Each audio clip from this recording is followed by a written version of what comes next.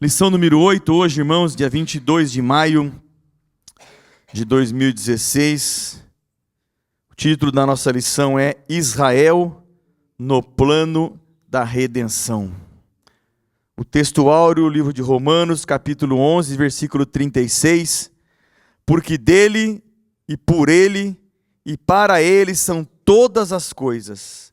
Glória, pois, a ele eternamente. Amém. Aleluia. Verdade prática. A eleição da graça é formada no presente por gentios e judeus nascidos de novo, bem como no futuro pela conversão da nação de Israel. Leitura bíblica que embasará a nossa lição. São 3 leituras. A primeira está em Romanos capítulo 9, do versículo 1 ao 5. A segunda, Romanos 10, do versículo 1 ao 8, e a terceira, Romanos 11, do versículo 1 ao 5. Romanos 9, do 1 ao 5, nos diz assim a Sagrada Escritura: Em Cristo digo a verdade, não minto, dando-me testemunho a minha consciência no Espírito Santo.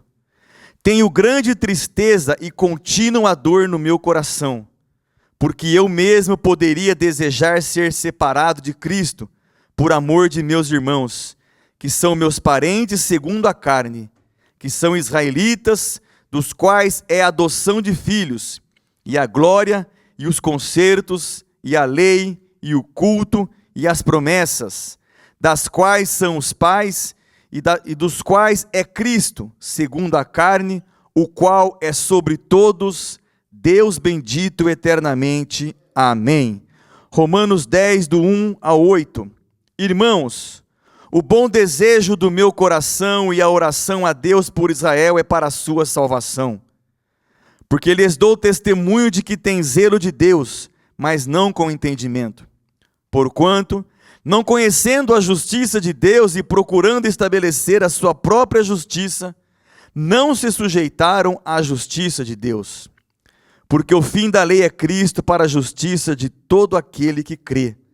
Ora, Moisés descreve a justiça que é pela lei, dizendo: o homem que fizer estas coisas viverá por elas. Mas a justiça que é pela fé diz assim: não digas em teu coração, quem subirá ao céu? Isto é, a trazer do alto a Cristo? Ou, quem descerá ao abismo? Isto é, a tomar a trazer dentre os mortos a Cristo? Mas que diz? A palavra está junto de ti, na tua boca e no teu coração.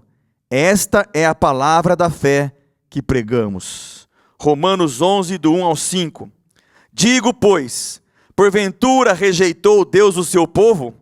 De modo nenhum, porque também eu sou israelita, da descendência de Abraão, da tribo de Benjamim.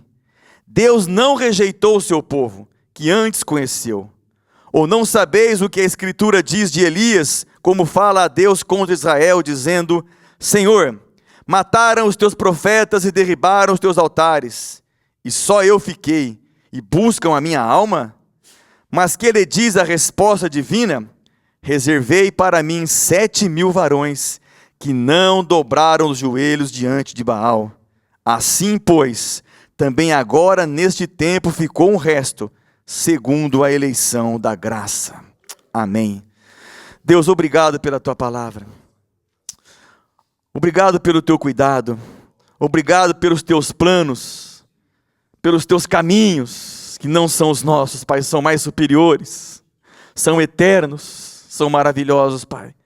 Nos ensina somente a compreender o teu caminho e a colocar a nossa vida dentro do teu caminho, a projetar a nossa vida para aquilo que o Senhor tem para nós.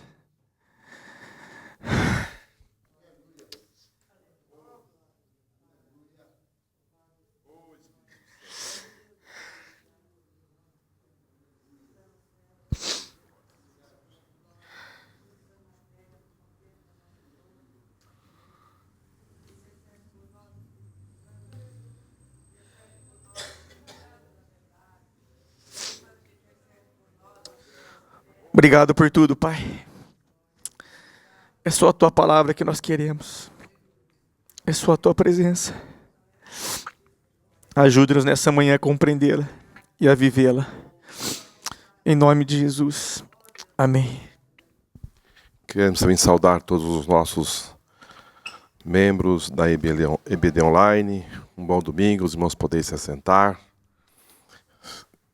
Bom domingo a todos, que nós possamos passar esses momentos aqui de uma forma que possamos ter um grande aproveitamento da parte de Deus.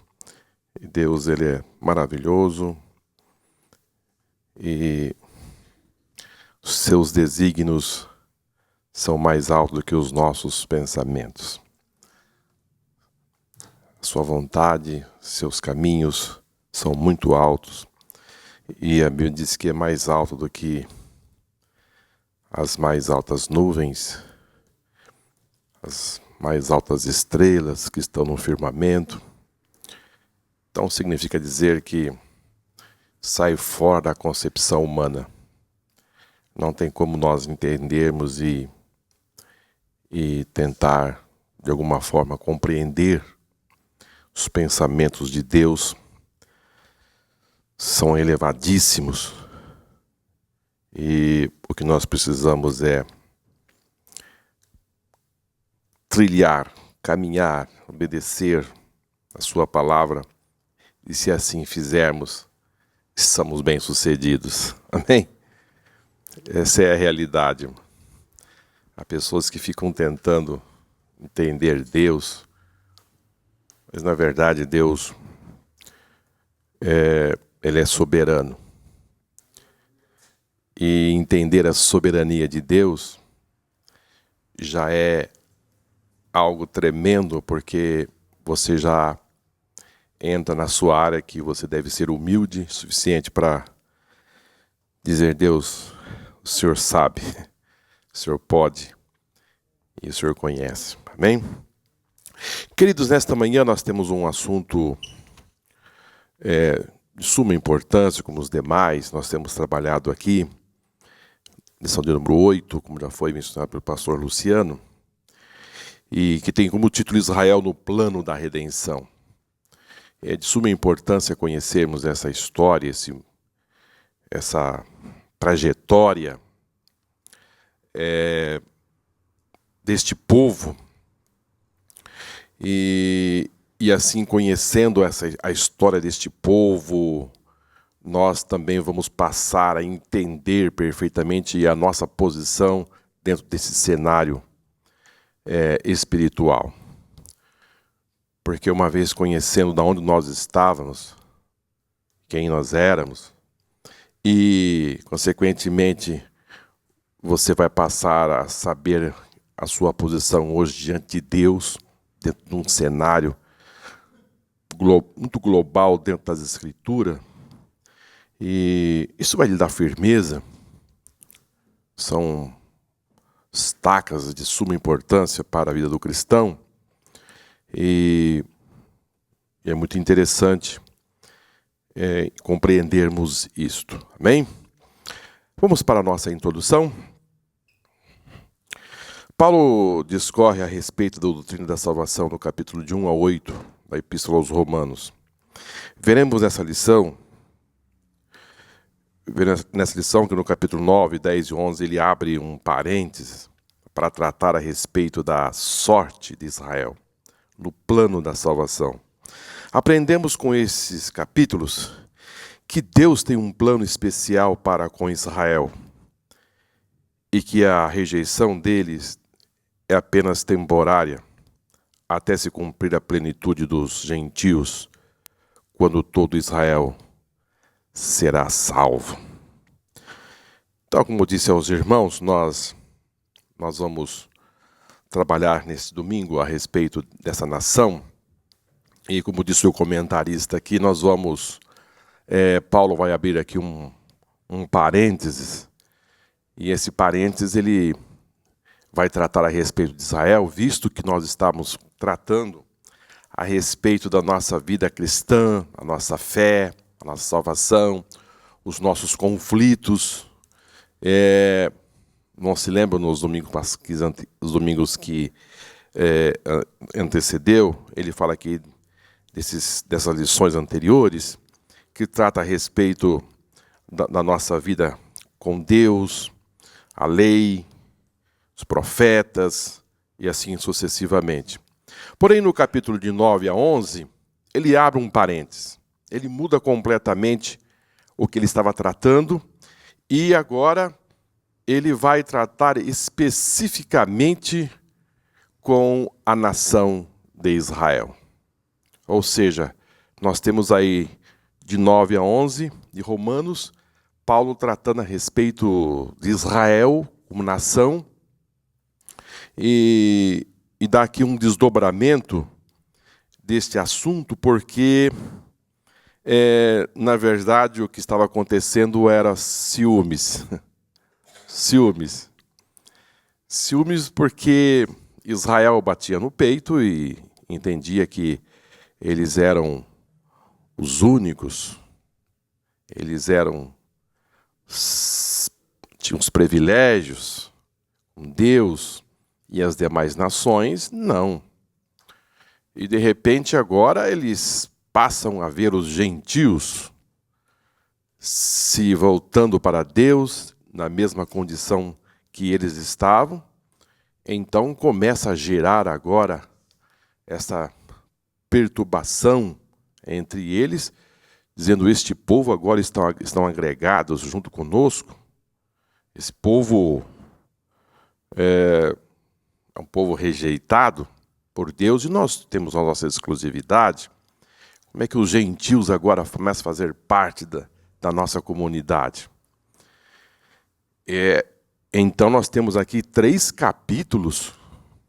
Quando você ler esses capítulos, você vai ver Paulo abordando e dizendo a respeito da incredulidade, que eles rejeitaram a Cristo e que Deus abriu um precedente para as demais nações, ou seja, houve uma inclusão dos gentios, né? E estão agora no mesmo patamar. Que, na verdade, irmãos, nós temos hoje Israel como nação e às vezes costumamos dizer que a igreja substituiu Israel de Deus. Que, na verdade, não é bem uma substituição, assim como que Israel acabou. Não que isso agora Israel desaparece, e agora entra a igreja. Israel fica esquecido. Não. Jeremias aborda esse assunto com muita propriedade, dizendo que Israel nunca foi uma nação que Deus o rejeitou para sempre. Eles, na verdade, foram açoitados. Eles foram duramente açoitados por Deus, porém, em tudo, Deus estava trabalhando com eles. Uma coisa é você ser trabalhado de uma forma dura, e a outra coisa é você ser rejeitado para sempre. Vamos entender, para aqueles que estão aqui e nos acompanham, dentro nessa introdução, é que quando Israel vai para a Babilônia,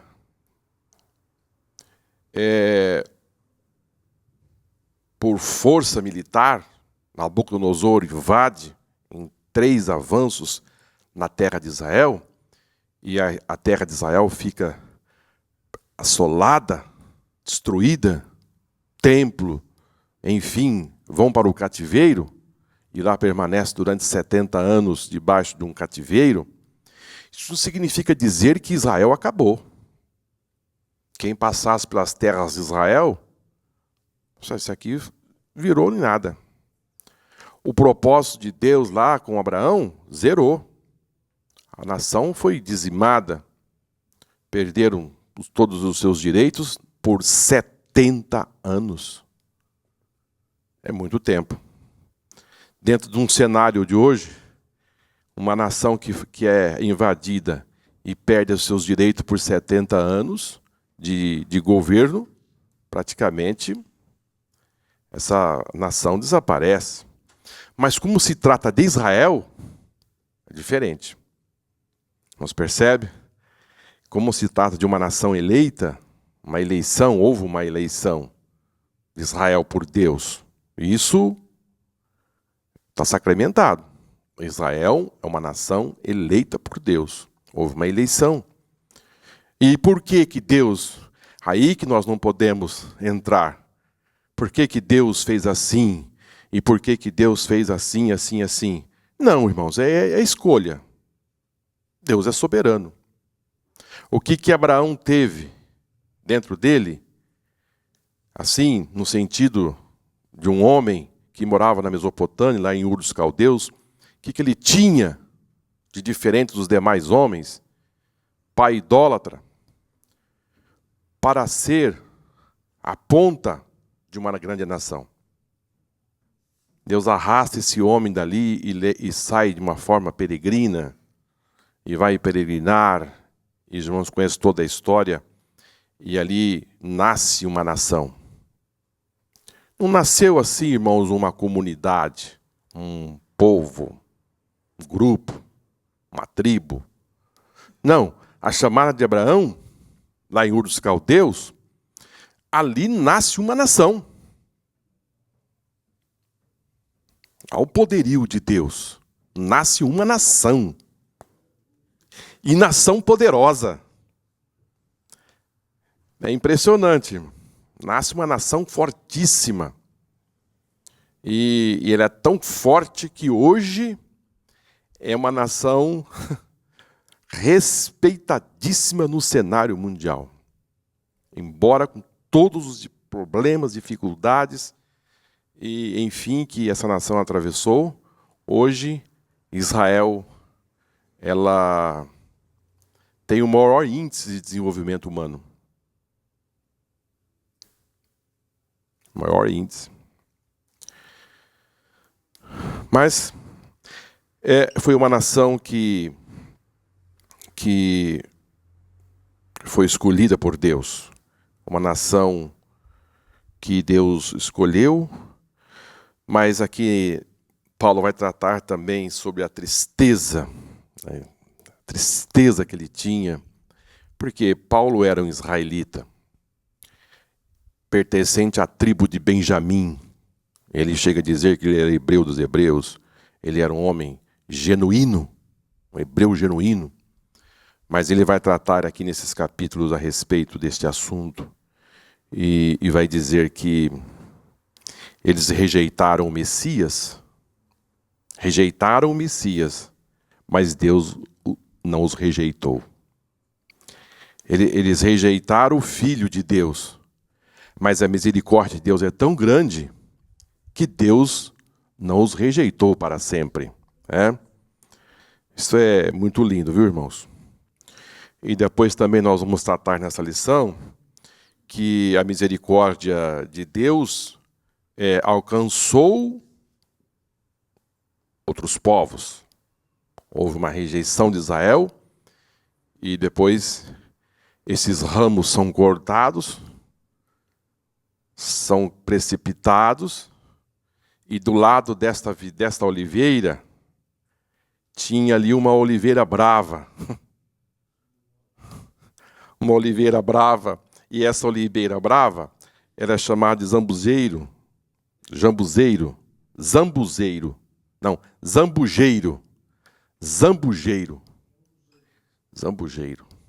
oliveira brava, e foge das regras, porque você vai pegar algo bravo e enxertar em algo bom, foge da regra, porque esse zambujeiro bravo, que é essa oliveira que não dá fruto, ela é enxertada numa oliveira boa, significa dizer que aconteceu algo tremendo. E esta oliveira brava agora, enxertada nesse tronco bom, que é ele, Esse raminho é eu, é você, que estava ali, não dava fruto, e agora é enxertado nessa oliveira, e agora você passa a dar frutos bons. Amém? E depois aqui no texto que nós acabamos de ler com o pastor Luciano, nós vamos verificar que nós não podemos agora ficar olhando para esses ramos que foram jogados no chão, que é Israel, e dizer, agora nós somos melhor que vocês. Agora a nossa situação é, estamos por cima e vocês estão por baixo. Não, não podemos pensar assim, porque eles eram, assim, a oliveira verdadeira, eles eram a árvore, eles eram os ramos, e se nós não tivermos cuidado, também somos cortados. Somos cortados, assim como eles foram. Amém? Mas vamos caminhar. O anseio de Paulo e a incredulidade de Israel, o apóstolo deixa explícito a elevada estima que possuía pelos seus compatriotas. Ele abre o seu coração para expressar seus sentimentos em relação ao seu povo.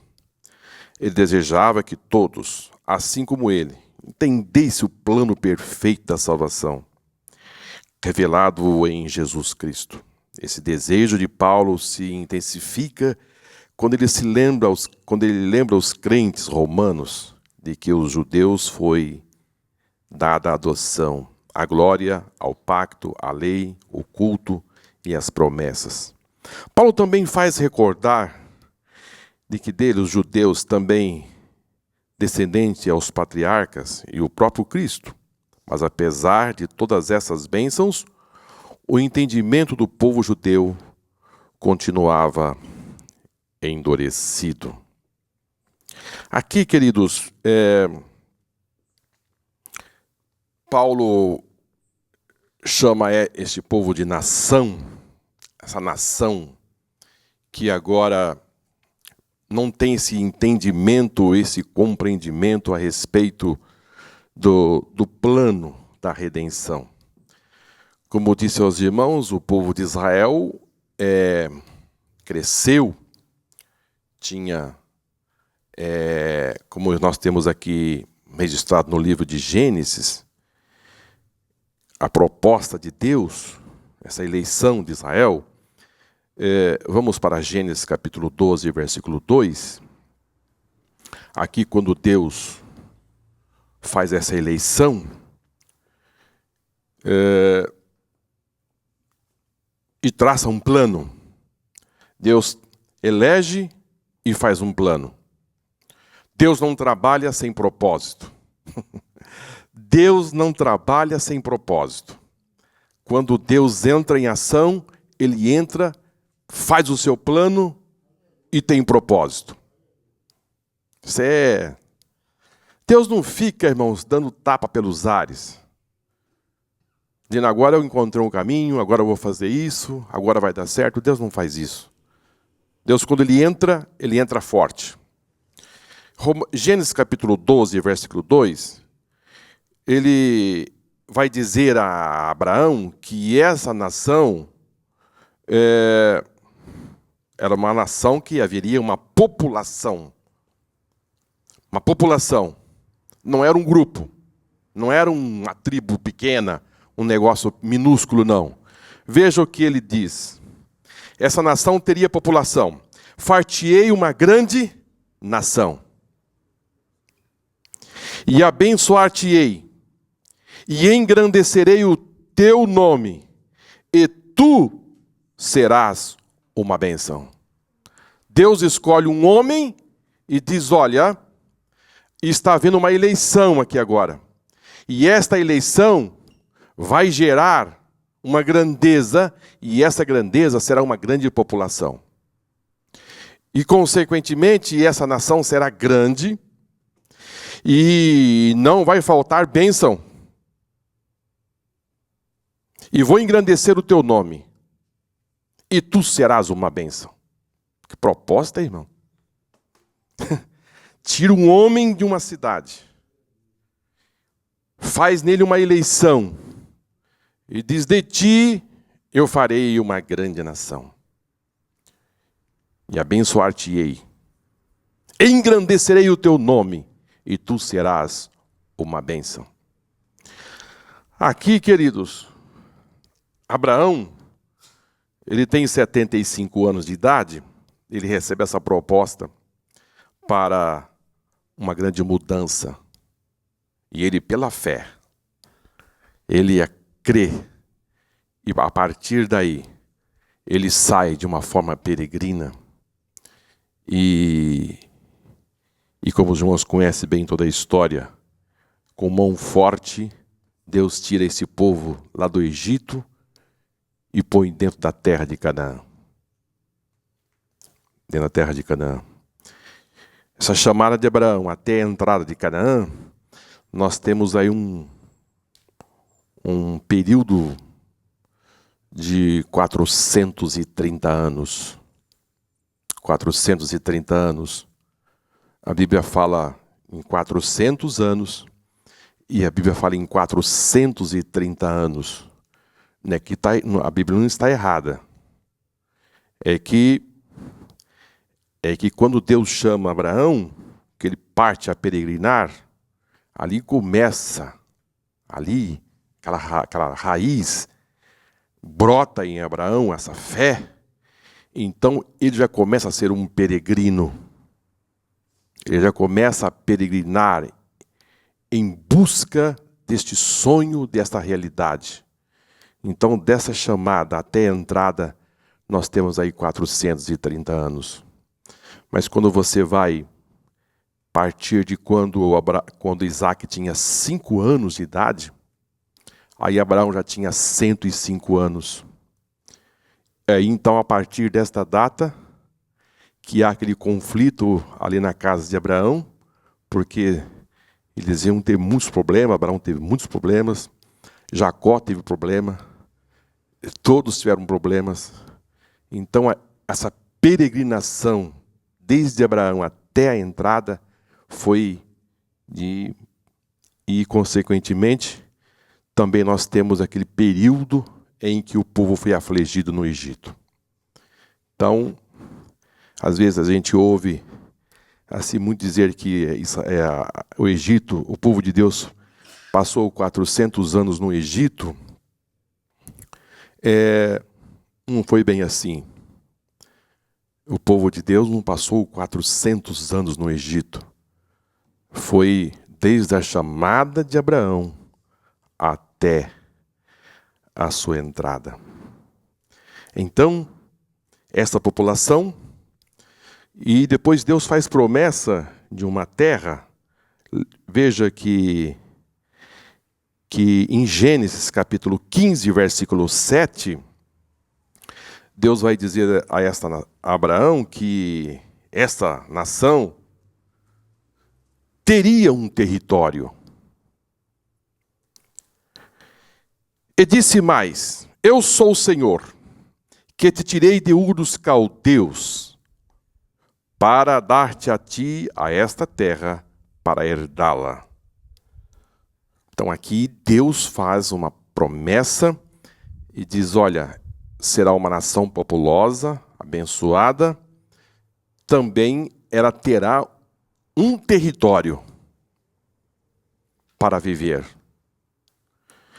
E em Êxodo capítulo 19, versículo 6, Deus vai fechar esse assunto dizendo assim: e vós me sereis um reino sacerdotal e povo santo. Estas são as palavras que falarás aos filhos de Israel. Então, já passamos para os irmãos aqui 3 pontos importantíssimos. Essa nação teria uma população, essa nação teria um território e essa nação teria governo. Não era um povo espalhado, sem um controle, sem domínio, sem governo. Por que Deus assim se fechou, irmãos? Essa nação, ela deveria ser observada pelas demais nações. Essa esse povo escolhido seria o exemplo, o modelo para as demais nações. Essa nação deveria exportar conhecimento, um padrão estabelecido por Deus. As demais nações deveriam chegar até Israel e dizer como é que faz, como é que se produz. Enfim, é o modelo para as demais. Não que Deus estava excluindo as demais nações. Não, Deus escolheu uma nação para ser modelo. Então, transportando para os nossos dias de hoje, nós estamos aqui para passar para o mundo algo diferente. A igreja é um modelo. Você não pode ser mais um no mundo. Você deve ser o modelo. Paulo diz, não sabeis vós que vós sois uma carta aberta para o mundo? Então, se o mundo enxergar em você uma pessoa igual a ele, está errado. Nós somos diferentes. Jesus disse, olha, vós sois o sal da terra. E também vós sois a luz do mundo. Olha, queridos, entre luz e trevas existe uma diferença gritante. É muito grande entre luz e trevas. O sal não só dá sabor, mas como também ele tem a propriedade de conservar.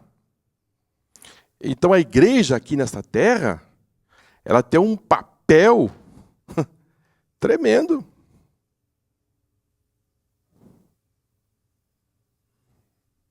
Então Deus chama Abraão para uma obra tremenda, e seu nome significa pai da elevação, pai da exaltação, ou pai das multidões. E essa era a proposta. Gênesis 12, 1 e 2. E disse o Senhor a Abraão, sai da tua terra, da tua parentela, da casa do teu pai, para a terra que eu te mostrarei. Far-te-ei uma grande nação. Abençoar-te-ei e engrandecerei o teu nome, e tu serás uma bênção. Esse nome engrandecido aqui, irmãos, é impressionante. O nome de Abraão, no mundo árabe,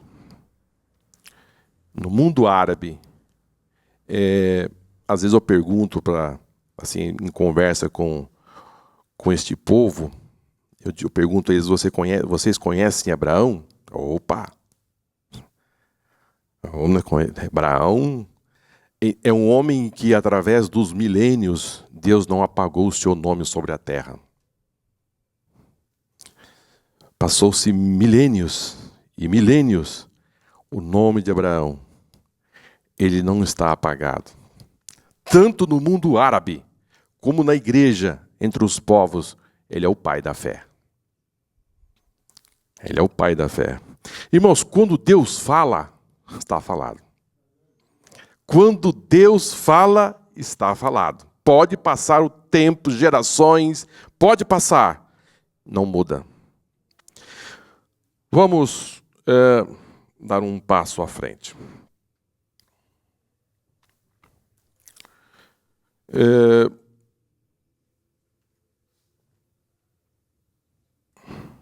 Vamos caminhar rapidamente aqui para nós. Ponto 2. Os eleitos e as promessas de Deus. O argumento de Paulo, em Romanos 9, 6 a 13, revela que as promessas de Deus relativas à nação de Israel não falharam. Mesmo que a maioria deles tenha rejeitado, as promessas terão seu fiel cumprimento através dos judeus, remanescente, dos gentios que abraçaram a fé e do Israel que será restaurado no futuro. Esta porção das Escrituras é uma das mais debatidas entre os teólogos. As posições que polarizam quando o debate é o determinismo, a livre escolha. Todavia, Paulo não está se referindo à eleição individual, mas coletiva. O exemplo dos irmãos Jacó e Esaú, dada por ilustrar os argumentos de Paulo, deixa isso evidente. A citação que Paulo faz a Jacó e Esaú, nesse texto, é tirada do livro do profeta Malaquias.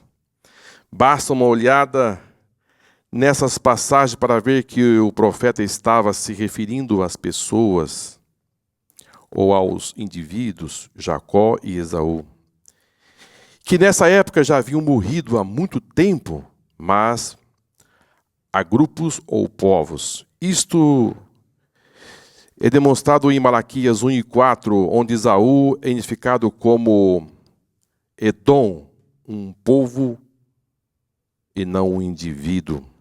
Fica, portanto, evidente à luz desse contexto que a predestinação é corporativa, isto é, de um grupo, povo ou nação e não de pessoa.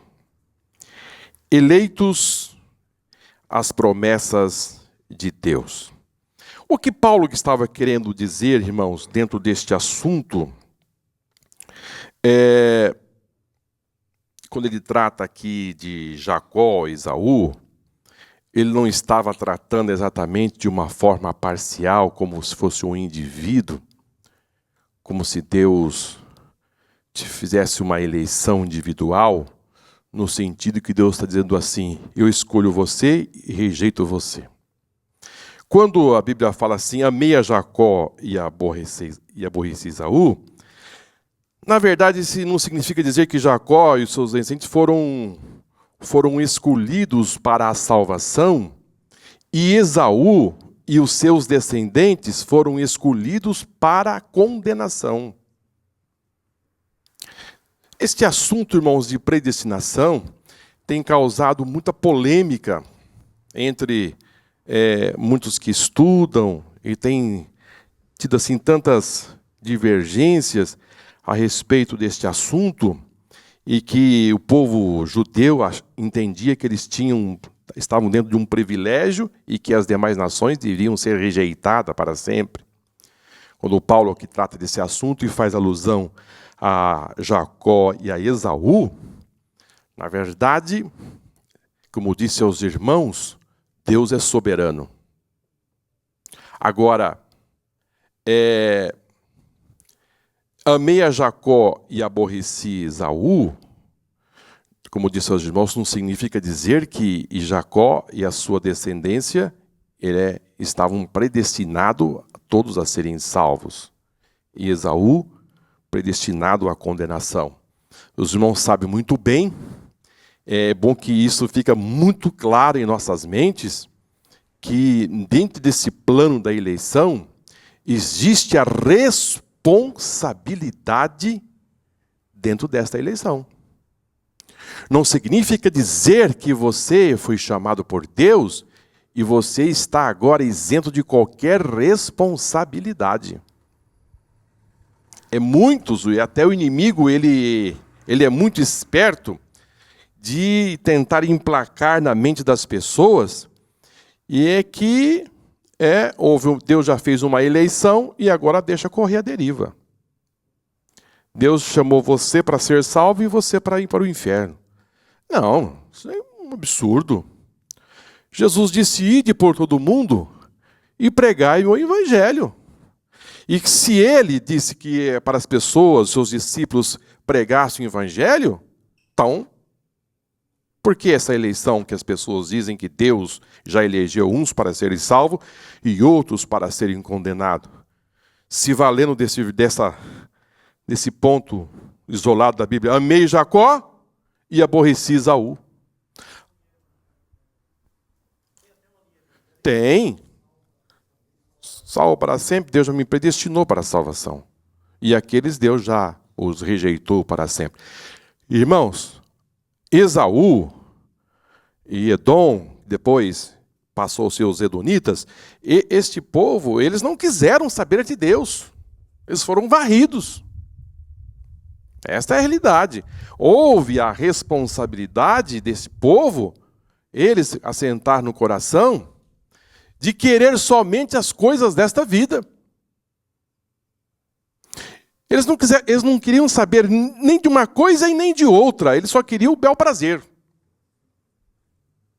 É tanto que Esaú, o que ele disse para Jacó a respeito da sua primogenitura? O que ele disse? O que adianta isso se eu estou com fome? Que valor que ele deu? Se eu estou com fome, é mais importante o meu ventre do que essa bênção aí. Quero comer. E a Bíblia diz que com remorso ele procurou, mas não encontrou. Um arrependimento de remorso. Ele não encontrou perdão. Então, se Deus lhe chamou para a salvação,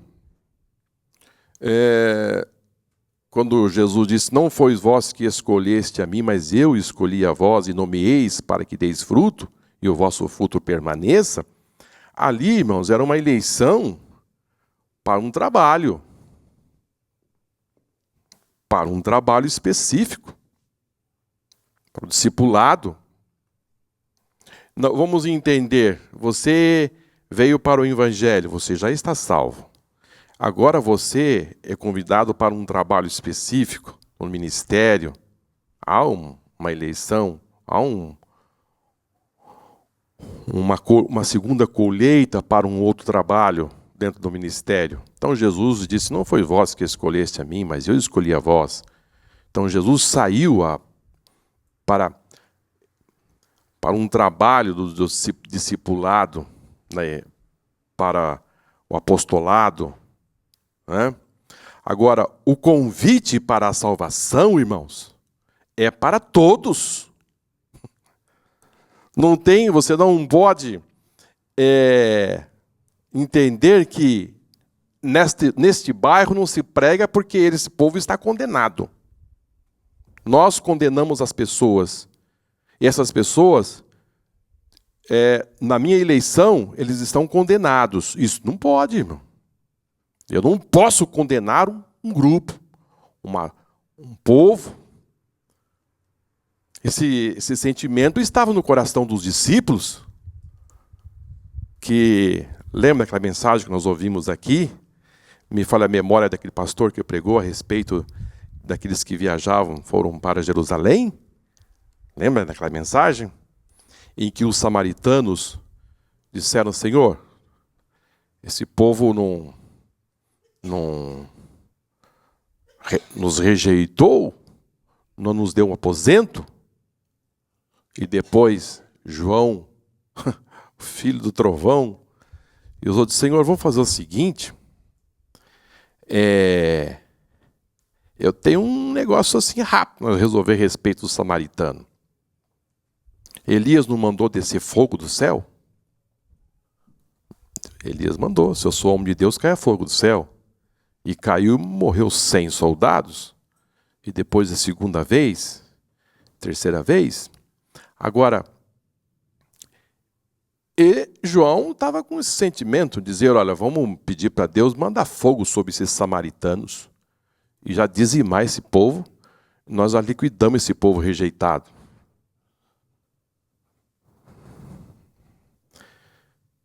Jesus, ele, de uma forma pedagógica, ele chamou os seus discípulos e disse, olha, eu quero que vocês preguem a minha palavra em Jerusalém, toda a Judeia. Ele disse, vai lá em Samaria. Vocês entram lá na casa dos samaritanos. E depois vocês vão até os confins da terra.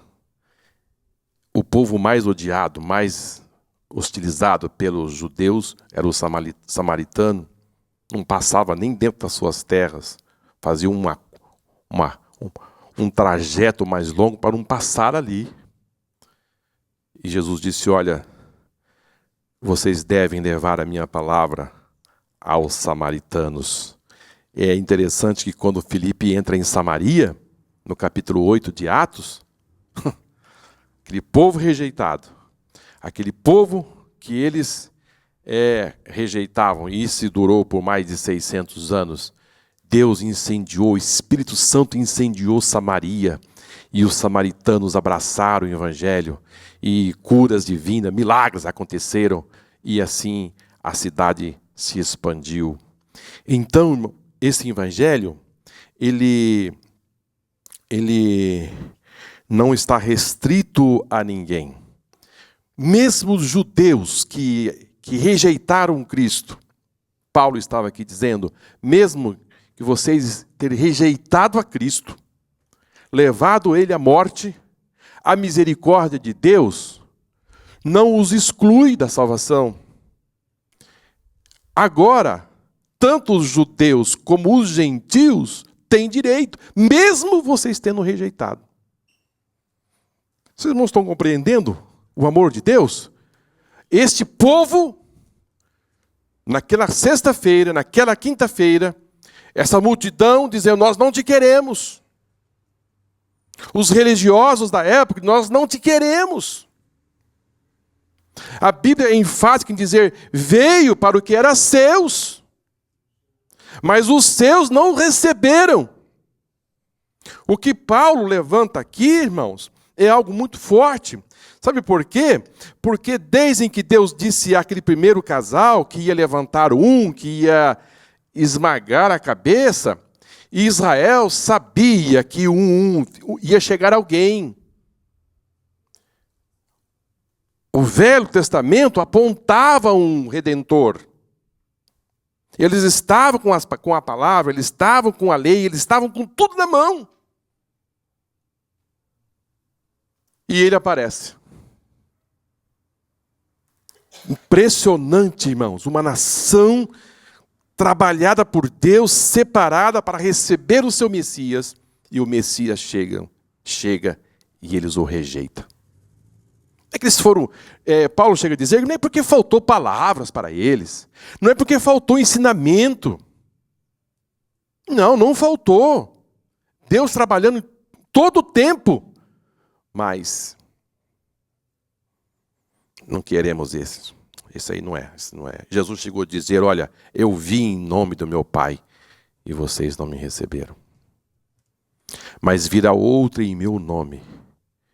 Esses vocês vão receber. Então essa rejeição de Israel foi muito forte. E depois nós vamos trabalhar aqui, dentro desse mesmo assunto, é que Paulo chega ao ponto de dizer, irmãos, eu acho isso muito forte. Muito forte. Quando Paulo chega a dizer que ele abria mão de estar com Cristo, tanto que ele amava o seu povo. Chegou a dizer que abria mão. Porque ele fala desses compatriotas na carne, seus irmãos, seus parentes, seu povo, o desejo que ele tinha que essa nação se voltasse para Deus. Já havia feito uma rejeição fortíssima. E agora Paulo, ele entra forte e diz, olha, como eu quero que vocês deixem desse negócio da lei, que vocês não conseguiram cumprir. Isso não está levando vocês a lugar nenhum. Ninguém cumpriu. Chegou um para Jesus e disse, olha, eu já faço isso desde a infância. O que mais falta para mim entrar no céu? Se eu já estou desde criança, muito bem trabalhado neste assunto. Eu penso que esse moço diz, olha, eu já estou na antessala do céu, porque fui trabalhado desde a infância. Jesus, o que mais falta? Faltava o principal. Impressionante, irmão. Ele achava que já estava dentro. Jesus olha para o seu coração. Queridos, vou lhe dizer, o raio-x de Deus é mais profundo do que uma ressonância magnética. Eu fui fazer um raio-x e o raio-x deu algumas informações. Aí o médico disse, olha, Marcos, é o seguinte, precisamos fazer um negócio mais aprofundado. Vamos fazer uma ressonância magnética. E a ressonância magnética, irmão, aquilo vem dando os mínimos detalhes. tamanho da sua cartilagem, o desgaste que teve. E assim vai minuciando tudo. O raio-x que Jesus fez na vida daquele moço, não precisou fazer uma guia, entrar ali na Unimed, fazer um pedido, ter carteirinha, ir lá, ficar na fila. O raio-x foi rápido. Diz: te falta uma coisa. Você ama mais a riqueza do que a Deus. Você tem um Deus no seu coração que chama Mamon. Ele já tinha tropeçado no principal, no mais importante. A Bíblia diz que ele saiu de cabeça baixa e foi-se embora. Triste. Mas imagine só. Ele estava diante do Deus Todo-Poderoso, do Criador de tudo. Ele achou que a sua riqueza era muito mais importante de seguir aquele Galileu. Ele olhou para aquele Galileu e disse: o que esse Galileu tem para me oferecer? O que esse carpinteiro tem para me oferecer? Eu vou seguir esse homem? Deu uma olhada e disse: nada. Vou ficar com as minhas riquezas. Então, queridos, voltando dentro desse assunto da eleição, a eleição, é oportuno dizer que essa eleição, essa salvação, ela é cristocêntrica. Pense nisso. Essa eleição nossa, ela é cristocêntrica, ou seja, isto não tem nenhum mérito nosso. Isto não advém nada que nós possamos dizer que nós temos algo que nos dá essa condição. Tudo isto depende de alguém, é dele, é de Cristo. A sua eleição está em Cristo. Sem Cristo não existe salvação.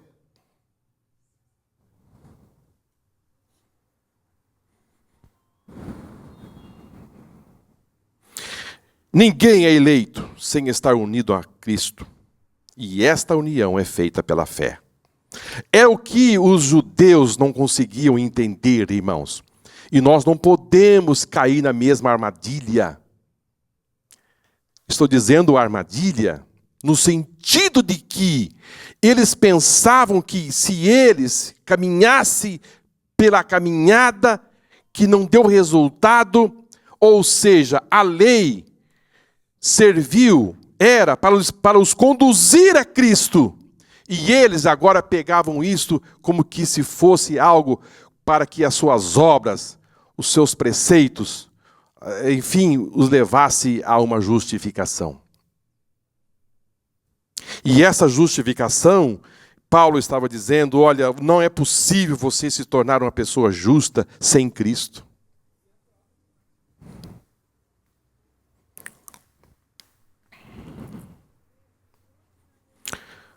Mas vamos dar um passo à frente, né?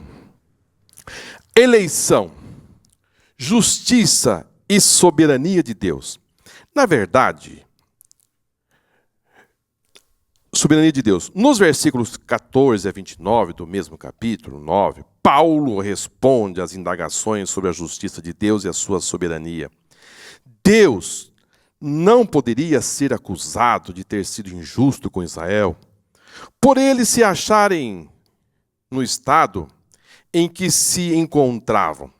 Paulo toma Faraó para exemplificar suas argumentações. O apóstolo afirma que o endurecimento do coração de Faraó ocorreu quando ele resistiu à vontade de Deus. Da mesma forma, Israel foi endurecido porque não aceitou a justificação que lhe foi dada através de Jesus Cristo. O exemplo extraído da metáfora do vaso e do oleiro, que serve para fundamentar mais ainda a argumentação em favor da justiça e da misericórdia de Deus.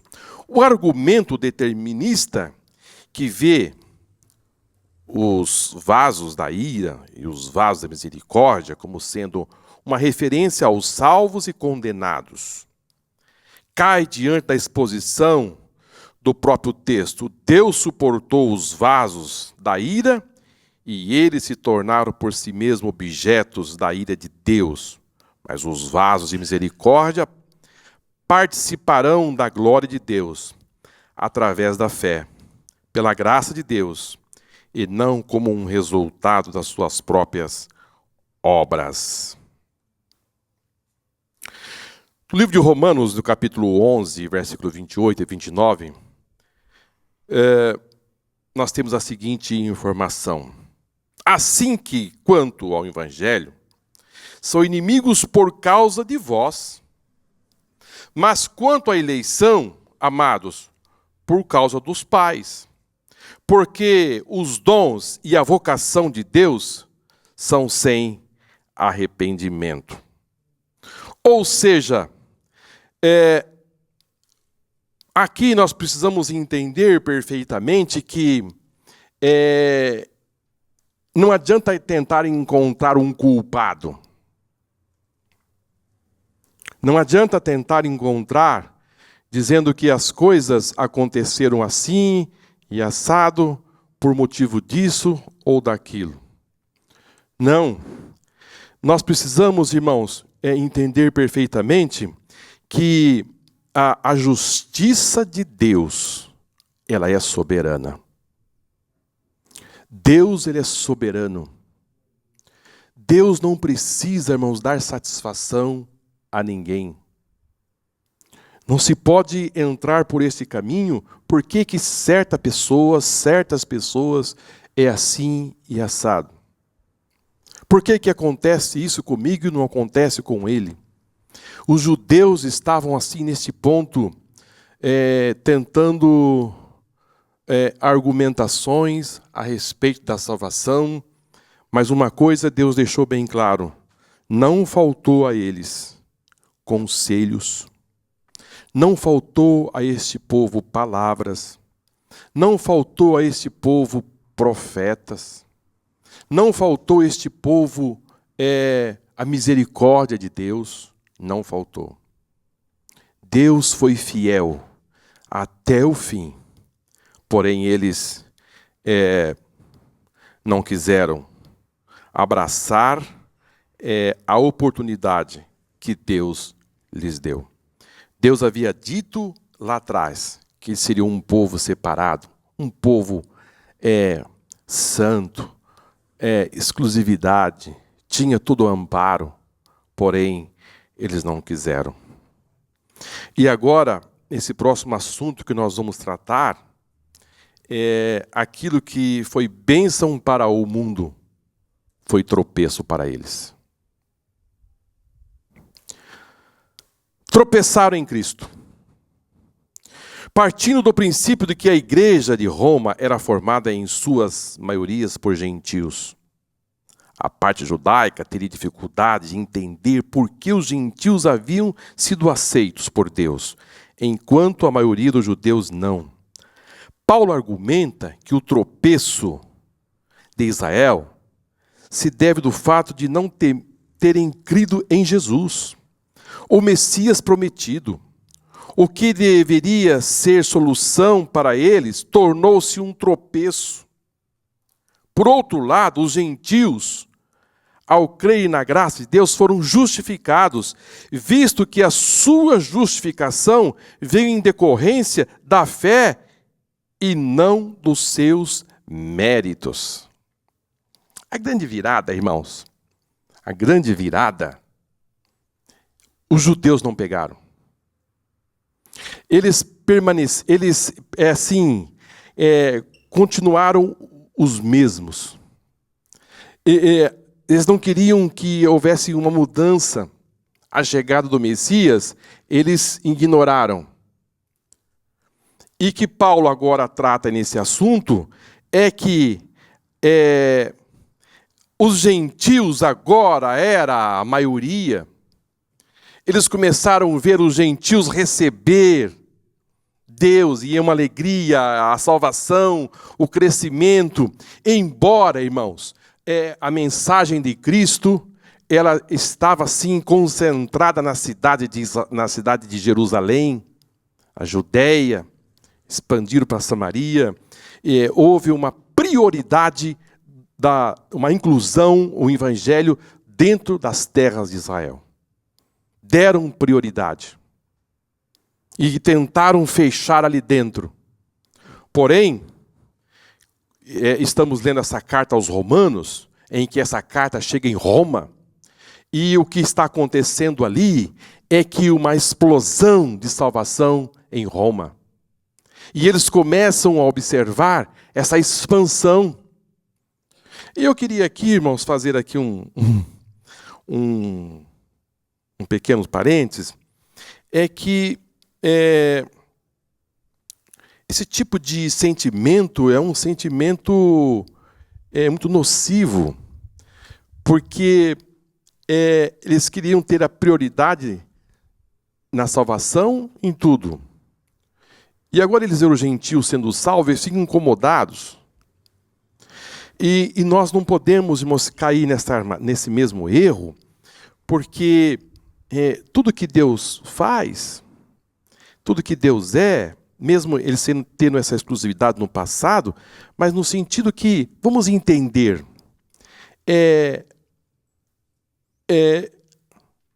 Raabe, ela pertencia à comunidade de Israel? Não.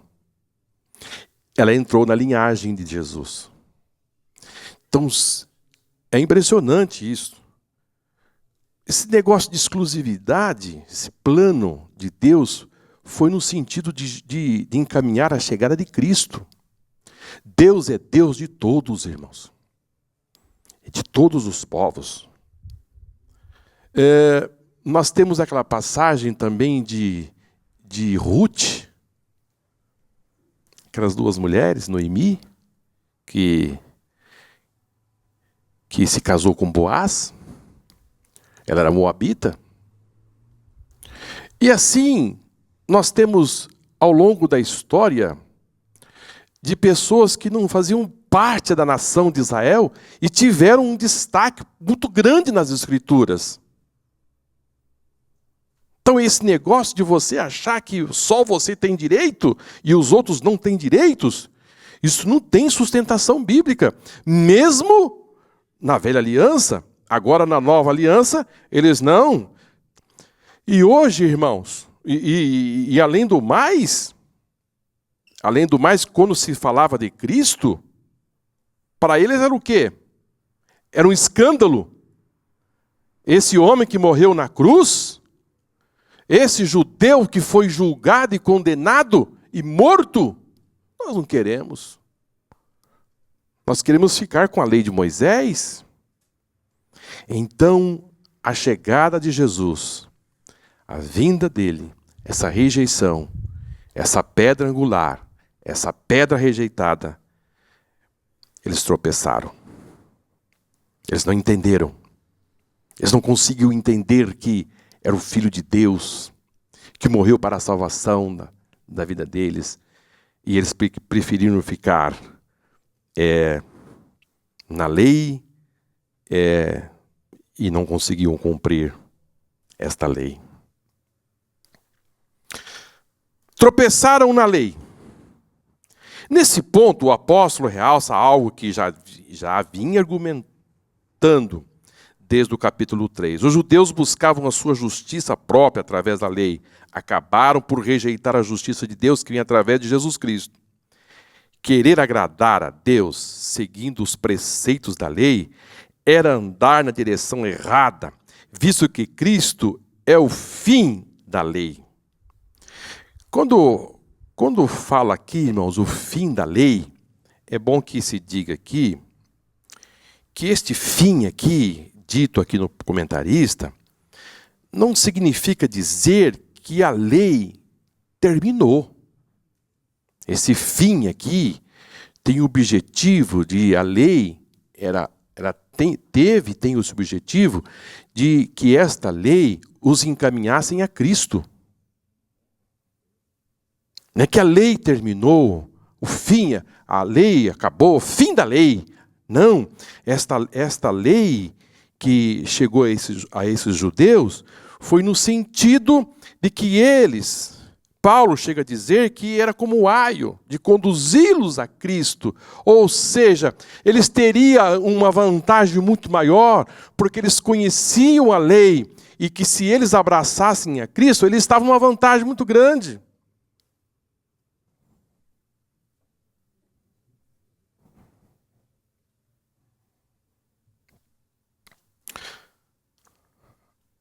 O problema deles, irmãos, o problema dos judeus, que nós estamos tratando aqui nesta manhã, não era que eles tinham uma mornidão espiritual. Não era bem isso. É que, na verdade, eles estavam fora do entendimento, a revelação. Eles tinham o fervor da lei, mas agora faltava a eles o entendimento. E quando Paulo fala Paulo tinha esse fervor também, este zelo. Paulo tinha. Tanto que ele tinha, que ele era extremamente zeloso. E nas suas cartas, nas suas defesas, e quando ele estava reportando a respeito da sua salvação, e como ele encontrou a Cristo, ele chega a dizer que ele era extremamente zeloso.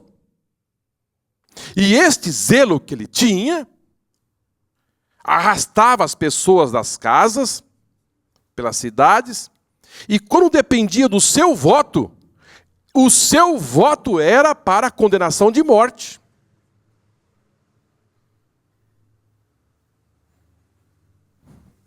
Agora,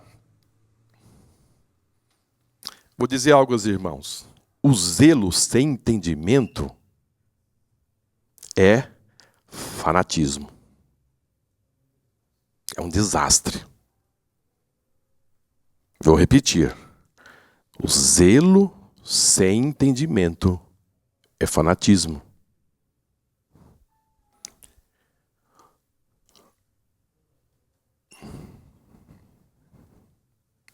Pode sim. O microfone.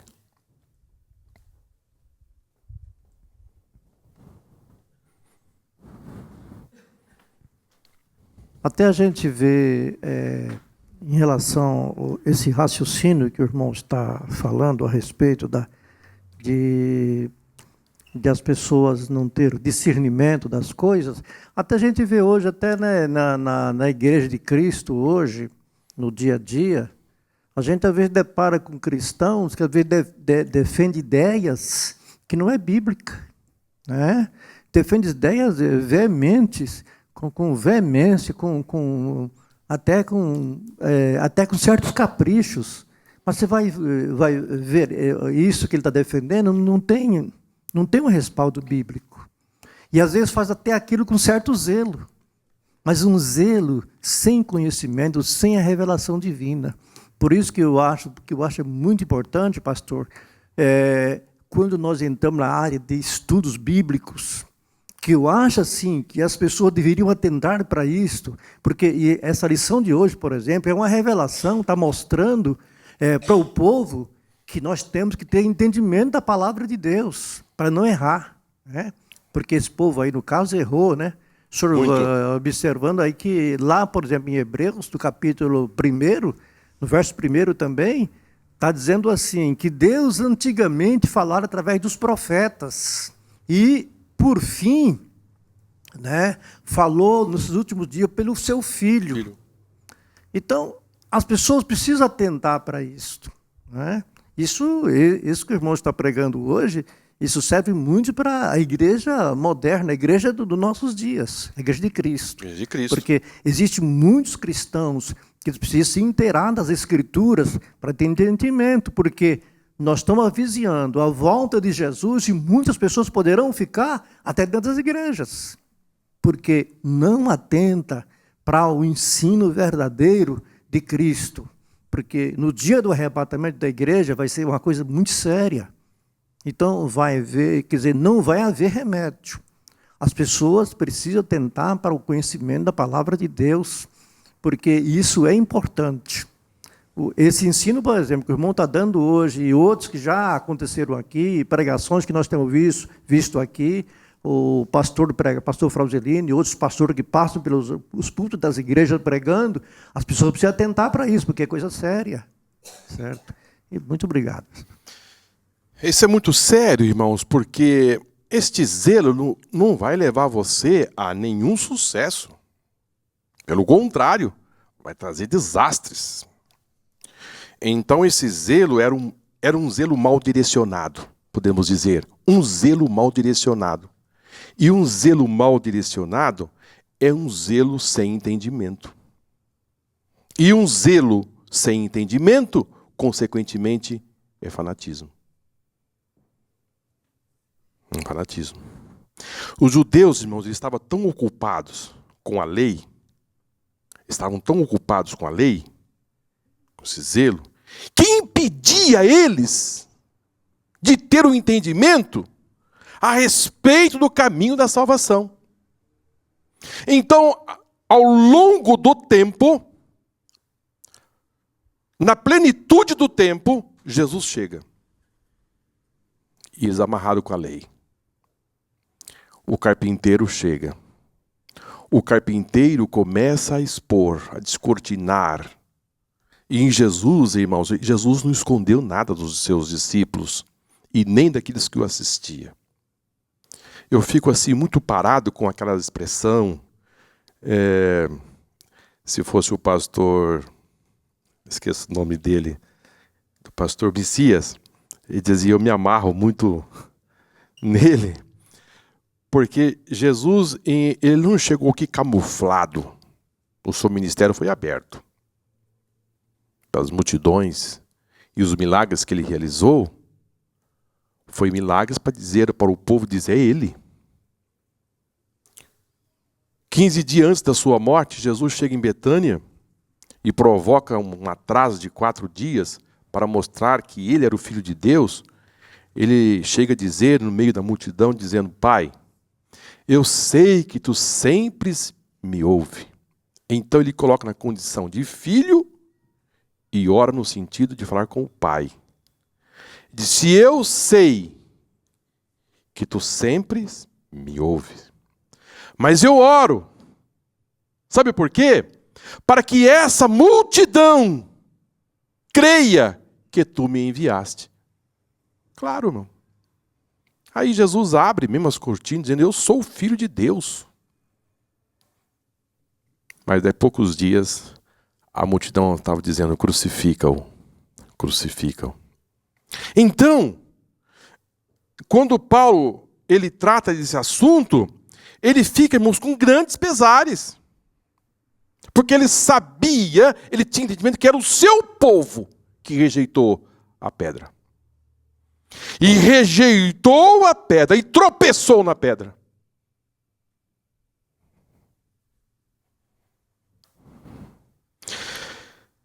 Eles tinham esse negócio, irmãos, da gente ter uma formação e não ter uma abertura para aprender mais, se desenvolver.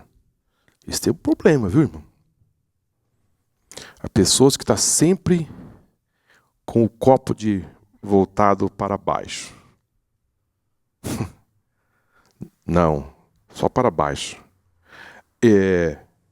Eu já sei tudo, eu não preciso mais aprender mais nada.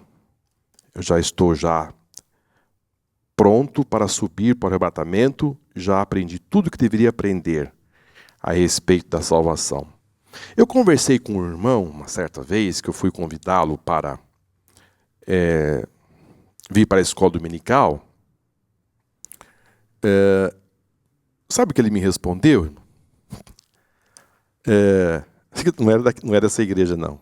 Inclusive, acho que era assim, tinha meus 30 anos. Mas a sua resposta me marcou muito. Ele disse assim, Marcos, o que eu preciso fazer para ir para o céu? Eu disse, o primeiro passo é aceitar Jesus como Salvador, reconhecer que Ele é Senhor. Ele disse, isso eu já fiz. Então, para mim está tudo pronto, não preciso mais nada. Isso aí, irmãos, é algo muito forte. pessoa se estagnou. E depois, passado algum tempo, eu fui procurar por esse irmão. Ele dizia, agora eu sou crente em casa. Por que eu preciso? Não preciso de mais nada. E depois eu fui saber, ele parou realmente no tempo. Então, a coisa começa assim. Primeiro, um primeiro fechamento, o segundo, o terceiro, ou seja, a pessoa vai se fechando a respeito do conhecimento.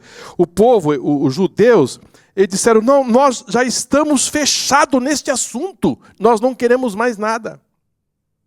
Sendo que o evangelho, a porta da graça se abriu, e eles lá, amarrado com um sistema que não tinha chegado eles a lugar nenhum, tropeçando e assim sucessivamente. O que faltou para Israel? Não foi sinceridade. Eu acho muito importante isso, irmão. Para Israel, não faltou a eles assim serem sinceros. Eles eram sinceros naquilo que eles pensavam e defendiam. Eles eram sinceros, porém, não tinham discernimento.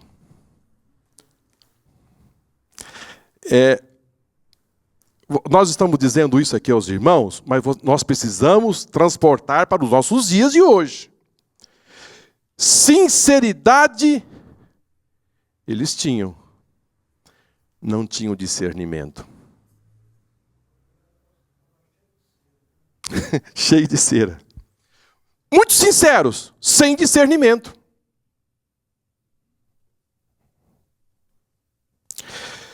Sinceridade,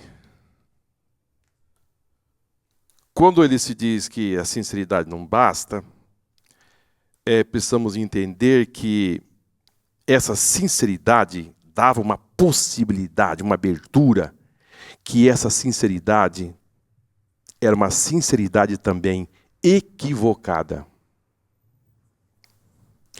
Uma sinceridade equivocada. Ou seja, você estar sinceramente equivocado. Concernente aquilo que foi colocado diante deles por Deus.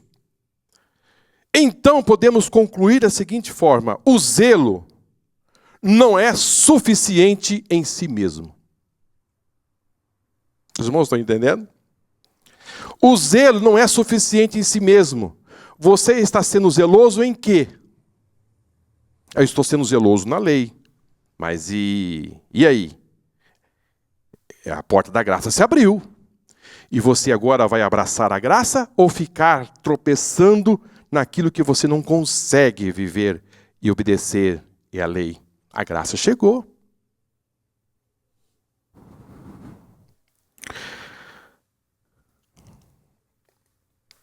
Se não for combinado com a verdade,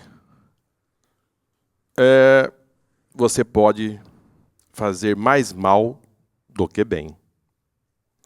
E também Paulo emplaca aqui que este zelo, irmãos, que esses judeus estavam ali defendendo a lei,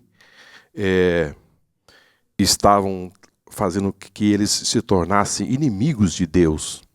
Porque Deus enviou o seu Filho, e eles rejeitam o seu Filho, e ficam tropeçando na lei e nessa pedra, eles vão se distanciando de Deus. Queridos, nesta manhã, que o Espírito Santo possa abrir as nossas mentes e dizer, Senhor, que eu possa entender os teus desígnios e que a tua palavra possa entrar na minha mente de uma forma muito clara e que a porta da graça, essa porta tão maravilhosa que se abriu, eu possa usufruir dela, que eu não venha me equivocar com nada, que eu não venha tropeçar em nada e que eu possa ter essa abertura para entender os teus desígnios. Um outro tropeço que eles também caíram, irmãos, foi o tropeço da palavra. O evangelho de João havia mostrado que Jesus veio para que era seu, mas os seus não receberam. Aqui Paulo mostra que a rejeição de Israel aconteceu não por falta de aviso, mas porque não quis ouvir aquilo que Deus havia planejado para eles. É isso que eu estou dizendo aos irmãos, enfatizando. Eles tropeçaram naquilo que Deus tinha feito, planejado de melhor para eles. Endureceram seus corações, se fecharam, tropeçaram na palavra. Que por outro lado os gentios responderam positivamente a essa mesma palavra, por isso foram aceitos. Ou seja, aquilo, irmãos, que era aquele presente de Deus, para uns foram um tropeço, mas para os gentios foram algo que eles receberam de bom grado e aceitaram. Poderíamos passar aqui muito tempo, mas o que Paulo adverte aqui em Romanos 10 e 9, que nós lemos, não foi lido, mas está aqui no nosso capítulo de hoje, é que isto provocou neles ciúmes. Vamos, irmãos, quando ver alguém crescendo na igreja, Deus abençoando, despontando com os dons espirituais, o que nós devemos fazer com essas pessoas é se alegrar. É se alegrar e dizer: Senhor, continua usando, aleluia, Senhor, continua usando este vaso, continua, Senhor, fazendo prosperar, tanto no sentido material. Se alguém está se despontando materialmente no cenário desta vida, então você deve se portar de uma forma que engrandece o reino de Deus. Quando Paulo ele vai escrever a seguinte frase: chorai com os que choram. Significa dizer você compartilhar a dor do seu irmão. Você não deve se alegrar com a dor dele. Chorai com os que choram. Mas também ele diz: se alegrai com os que estão alegres. Amém? Você deve viver, irmão, cada momento que o mundo lhe oferece, que Deus lhe oferece. Se é momento de você estar condoendo com a dor do seu irmão, você deve fazer. Mas infelizmente Israel não fez assim. Os judeus começaram a ver o progresso dos gentios. Eles começaram a se entristecer e gerar ciúmes. Como que dizer, nós temos o privilégio, não queremos, não aceitam, e também não querem que eles tenham o privilégio de receber. E os gentios crescendo, trabalhando e aceitando a Cristo. Mas vamos continuar. Restauração de Israel dentro de um plano de redenção. Israel e o remanescente. Os teólogos chamam a atenção para a importância que a doutrina de um remanescente possui dentro da cultura judaica. De fato, os profetas que levantaram contra a apostasia e o formalismo religioso acreditavam que Deus tinha uma reserva formada para aqueles que eram fiéis. Paulo, que se considerava um dos remanescentes, cita o exemplo de Elias. Para Paulo, da mesma forma, Elias se manteve fiel no meio de Israel apóstata. Assim também havia um remanescente que mantinha fiel através de Jesus Cristo. Queridos, aqui, neste ponto, existe algo assim de uma profundidade muito grande. Quando Paulo escreveu essa carta, ele entendia, porque ele não podia, irmãos, assim entender, como podia passar para os irmãos, é que esse desdobramento seria prolongar tanto. Se ia passar milênios. Paulo, ele se sentia um remanescente. Os irmãos sabiam que os discípulos achavam que Jesus ia voltar no dia seguinte. eles saíam pregando pelas cidades, como que dizendo, eu preciso pregar para ele, porque não vai dar tempo. Eles saíam por todas as partes, anunciando o evangelho, entendendo que Jesus ia chegar no outro dia. Não ia dar tempo para mais nada. Quando Jesus subiu, irmãos, e pediu para que eles fossem, e Jesus disse, eu vou voltar, na concepção dos discípulos, Jesus ia voltar naquele dia, no dia seguinte. Por isso foi o desespero de João, irmãos, na ilha de Pátimos, que já havia se passado mais de 70 anos, e Jesus não tinha voltado ainda. E ele olhava para os seus, para um lado, direita, esquerda, e ele não via mais nenhum discípulo. Todos já tinham sido mortos. E ele, naquela ilha, ele dizia, mas ele não voltou? Ele não veio? Eu estou aqui. E ele prometeu voltar. Na concepção dos discípulos, Jesus ia voltar naqueles dias. Então eles teriam que pregar, e eles iam por toda parte pregando. Disse, nós vamos pregar e ele vai voltar. Como que dizendo assim, eu preguei para o Euclides, Jesus vai voltar agora porque ele já sabe, então vamos pregar por todas as partes e ele vai voltar. Paulo se sentiu um remanescente, dizendo, olha, eu vou fazer parte desse contingente dos remanescentes. Foi muito bom. Elias pensou que ele era o único remanescente. Quando que ele pensou que ele era o único remanescente? Ele pensou que ele era o último remanescente quando ele disse assim, Senhor, mataram os teus profetas.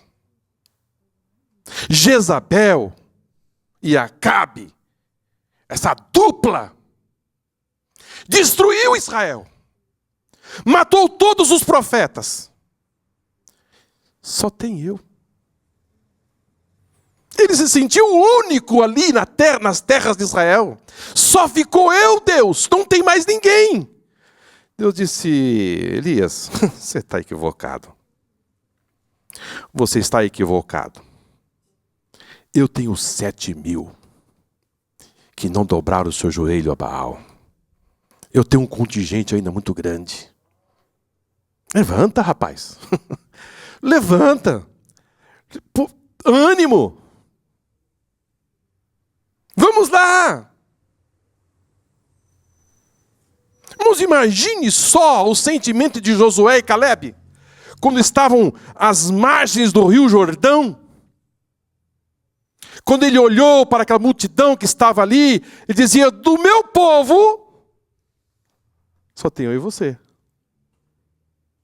Que sentimento de você peregrinar 40 anos e você chegar na beira do rio Jordão e dizer, nós vamos entrar na terra. E dizer, Josué, de lá, só tem nós dois. Mas imagine só, sair milhões de pessoas do Egito e dizer, nós vamos entrar, mas o nosso povo que atravessou o mar, ficaram todos pelo caminho. Esse sentimento, irmãos, de remanescente, que Paulo chama atenção aqui, é que é o seguinte, ele entende perfeitamente que Israel é uma nação eleita. Queridos, vamos entender uma coisa. Israel é uma nação, hoje, espiritualmente, ela está acabada, espiritualmente. No âmbito espiritual, Israel hoje, mas ela é uma nação que Jeremias trata, mais do que uma vez, e que essa nação é uma nação que Deus jamais deixou de tratar. Deus jamais deixou de tratar. E que esse remanescente de Israel, e que se Jesus voltar hoje, Israel será dizimado, todo aquele processo que nós já aprendemos, Mas, irmãos, vai ficar um remanescente vivos. Israel vai ficar um grupo que vai ainda ficar em pé. E quando Jesus se apresentar a eles, lá no Monte das Oliveiras, Jesus vai descer ali, no mesmo lugar que ele subiu, vai se apresentar a este povo. Queridos, esses remanescentes, Paulo diz que eles serão salvos. Ou seja, Deus está tratando em todo o tempo com Israel. Eu trouxe aqui aos irmãos algo, eu não sei, mas eu só queria abordar aos irmãos que no final do século XIX, Israel começou a se agrupar.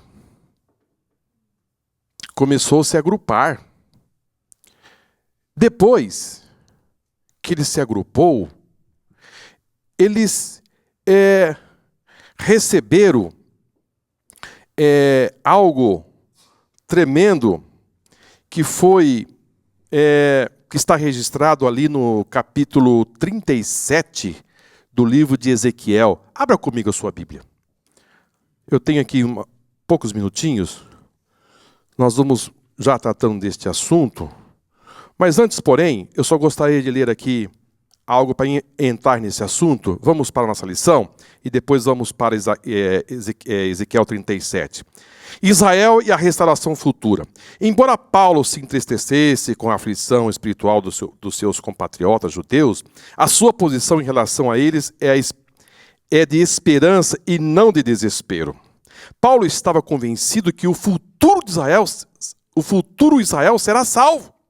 Para ele, isso terá o seu cumprimento quando se completar a plenitude dos gentios. A rejeição dos judeus trouxe a justificação ao mundo gentílico. Quando Deus cumprir o seu propósito para com os gentios, cumprirá também a sua promessa de restauração para todo Israel. Então, quando a Bíblia fala a respeito deste povo, Deus está trabalhando em todo o tempo. Em Israel 37, 7, nós vamos ter a seguinte informação. Ali o profeta desse vale, ele vai ouvir o que ali, no 37, 7. Ruído seguido de um reboliço, conjunção dos ossos, cada osso ao seu osso. Eu falei osso, eu errei, né? Mas consertei. Aqui, queridos, é o seguinte, vamos entender rapidamente, porque eu não sei se vou voltar mais nesse assunto. 37, 7, ele fala que houve um rebuliço, conjunção dos ossos, cada osso ao seu osso. Sabe o que significa isso? Estou dizendo aos irmãos que Israel está sendo trabalhado por Deus, preparando para o próximo evento. É que no final do século XIX, irmãos, houve uma migração do povo judeu para a sua terra. Houve uma migração forte. Isso significa dizer que esse versículo está se cumprindo na íntegra. Esse rebuliço, essa junção. O povo começa agora a se reunir. Estavam dispersos, começam a se reunir. Isso aí é esse rebuliço que Ezequiel viu. Já no versículo 8 do capítulo 37, diz assim: vinda de nervos sobre os ossos, crescimento da carne e extensão de pele sobre eles por cima. Isto aí, isso é interessante, viu, irmãos? Este versículo se cumpriu, na verdade, em 1948, quando então Israel passa a ter um lugar no mapa mundial. Israel agora, ele é restaurado, ressurge um governo judeu. Então, as condições agora é outra para a reconstrução do templo. Israel agora tem carne, Israel agora tem nervo, Israel agora tem pele. Agora é o seguinte. No versículo de 9 a 10, aconteceu outra coisa. Diz assim: sopro para que venha espírito sobre Israel e ele torne a viver. Aqui, queridos,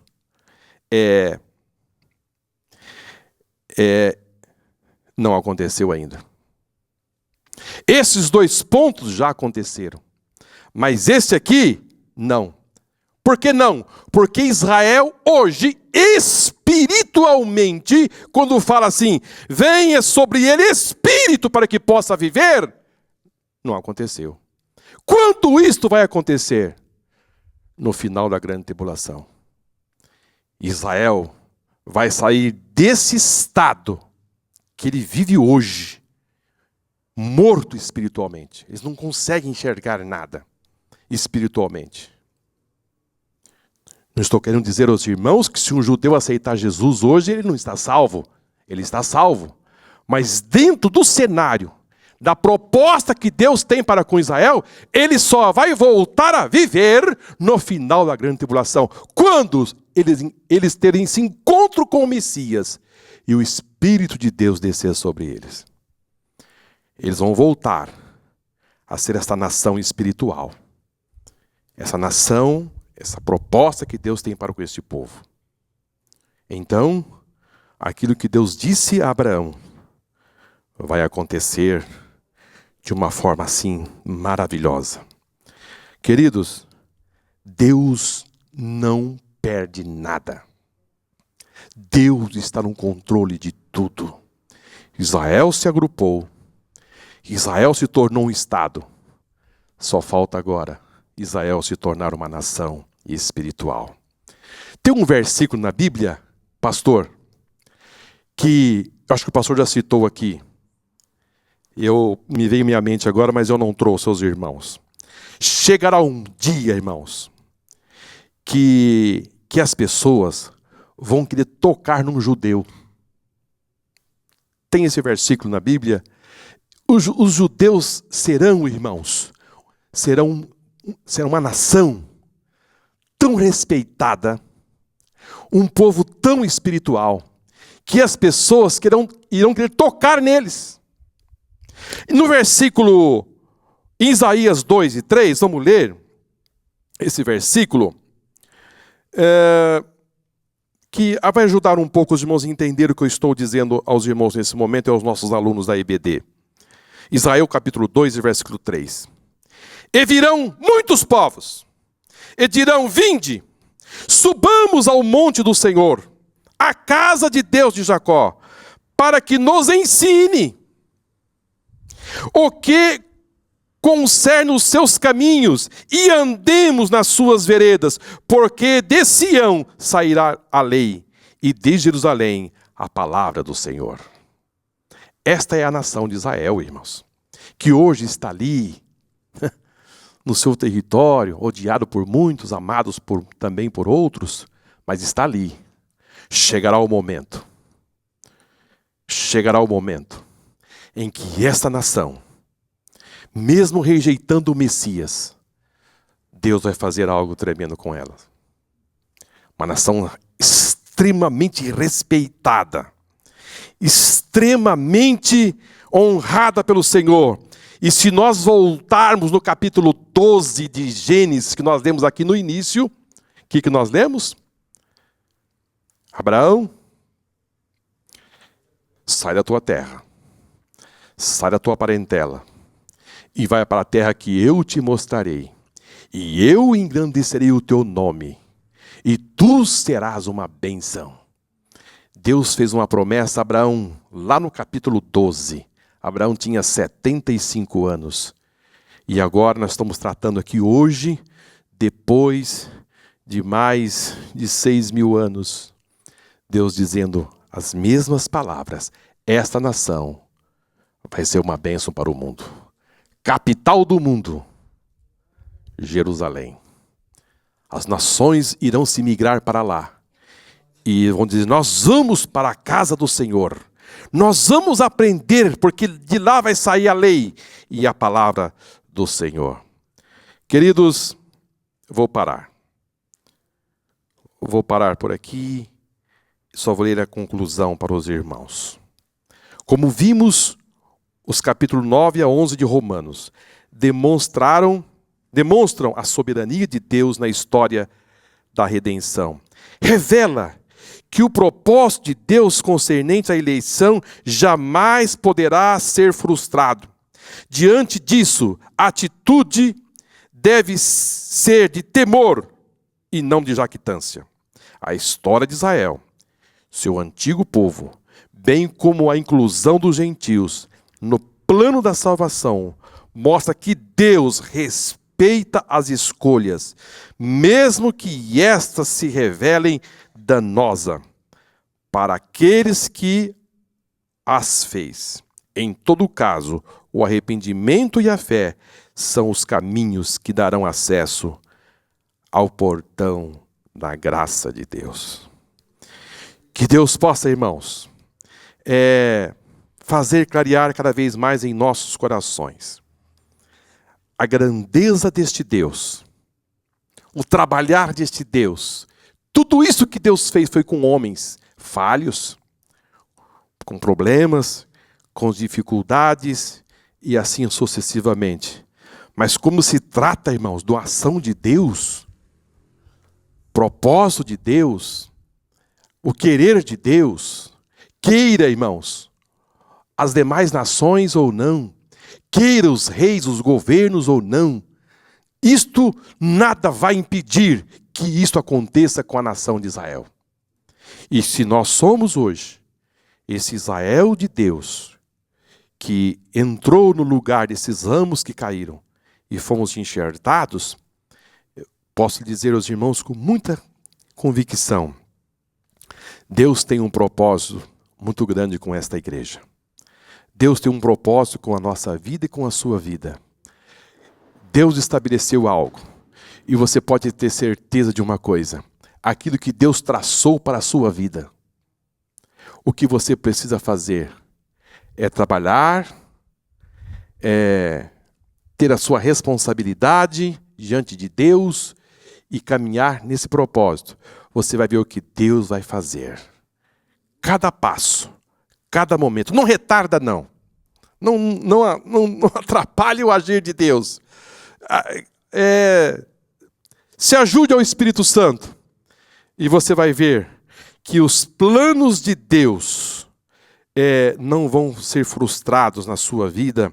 E algo tremendo está acontecendo, vai acontecer e vai continuar dentro desse cenário no reino de Deus até que Jesus volte. Amém? 10h52. Meu Deus.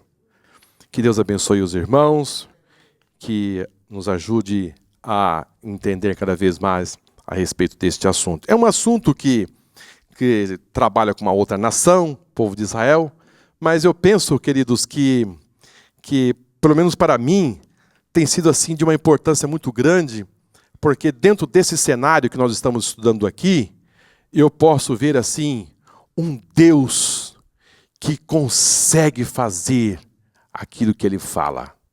Ele consegue fazer, trabalhar, e a gente enxerga tudo isso quando eu estava lendo aqui a respeito de Israel em 1948, e tudo isso que está acontecendo, eu penso assim, tudo vai acontecendo certinho, conforme Deus planejou. Amém? Foram dispersos para a Babilônia, voltaram. No ano 70, o general Tito foi lá e arrebentou com tudo, espalhou Israel para o mundo inteiro, e depois, na Primeira e Segunda Guerra Mundial, os judeus foram dizimados, parece que acabou tudo, mas em 1948, a nação brota. Amém? Nasce carne, nasce pele, nasce nervos. Já é uma nação, já se vê alguém, já estão ali já se preparando. Só está faltando o que agora? Só está faltando o quê? O Espírito descer. E esse povo começar agora a profetizar. Amém? A ser uma bênção para as demais nações. Seja você esse povo. O Espírito Santo já desceu em você. O Espírito Santo já está entre nós. Então nós devemos ser esse povo que já se ajuntou, já recebeu carne, já recebeu, a pele. O Espírito Santo já desceu em nós. Então nós podemos já, de antemão, já fazer a obra do Senhor, porque Israel vai fazer só depois.